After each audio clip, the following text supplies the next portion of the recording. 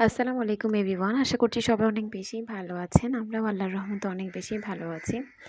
তো আজকের ভ্লগটা মূলত কয়েকদিন আগের, যখন আমি আমাদের বাড়িতে বেড়াতে গিয়েছিলাম তখনকার। তো এটা আজকে আপলোড করছি, বিভিন্ন কারণে আসলে আপলোডটা করতে পারিনি। তো এটা হচ্ছে সেদিন বিকেলে যখন আমি আমার বাবার বাড়িতে ছিলাম, আমি আমার মেয়েকে নিয়ে আম্মুর সাথে আমাদের পাহাড়ের ওদিকে একটা জায়গা দেখতে যাচ্ছিলাম। তো এটা ইনায়ারাকে রেডি করছিলাম। আসলে এই ক্লিপটা নেওয়ার কারণ হলো, ছোটোবেলায় আমাদেরকেও হয়তো এভাবে রেডি করতো। তো এই তো ইনায়ারাকে রেডি করে বের হয়ে গেলাম বাসা থেকে।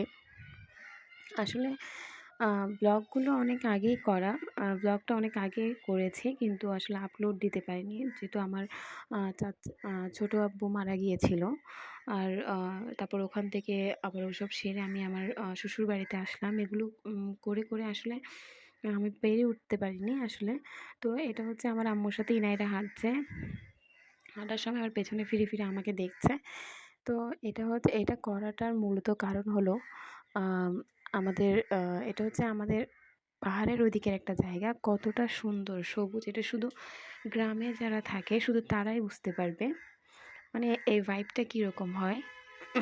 তো আম তো যেটা বলছিলাম আসলে, আ বিভিন্ন মানুষ বা মেহমানরা এসেছিল। এইসব কারণে আসলে পেরে ওঠা হয়নি। মূলত আমি কয়েকদিন আগে অনেক রেগুলার ভিডিও দিয়েছিলাম। কিন্তু আ বেশ কয়েকদিন ধরে, ধরেন ১ সপ্তাহ ১০ দিন ধরে আমি তেমন একটা আপলোড করতে পারি না বিভিন্ন কারণে।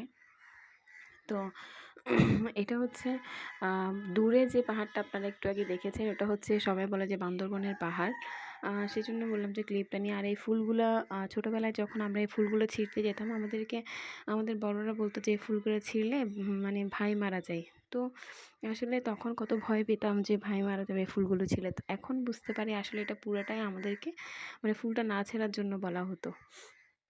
তো এই তো এটা হচ্ছে আমাদের পাহাড়ের ওদিকের একটা আ মসজিদ। আর এগুলো হচ্ছে পাহাড়ের উপর যে ঘরগুলো হয়, তাদের জীবনটা দেখলেই আসলে বোঝা যায়। আ ওদের জীবনটা ওদের মতোই অনেক সুন্দর। এগুলো হচ্ছে পাহাড়ের অনেক উঁচুতে আসলে এই ঘরগুলো ওরা অনেক কষ্ট করে বাঁধে। তো এটা হচ্ছে আমাদের সেই জায়গাটা, যেটা আ আ এই জায়গাটা পরিষ্কার করে মূলত প্লেন করা হচ্ছে মাটিগুলো কেটে। আম তো এই তো আপনারা এই ভিউটা দেখলে বুঝতে পারবেন, পুরো মানে একদম কি বলবো, ছবির মতো সুন্দর। আপনারা দেখতে পাচ্ছেন, এই বিলটা ফেলেই কিন্তু আমাদের গ্রামের পাশের গ্রাম। তো দেখুন, একটু বৃষ্টি হওয়াতে কতটা পানি জমে গেছে এখানে, আর ভিউটা কত সুন্দর লাগছে।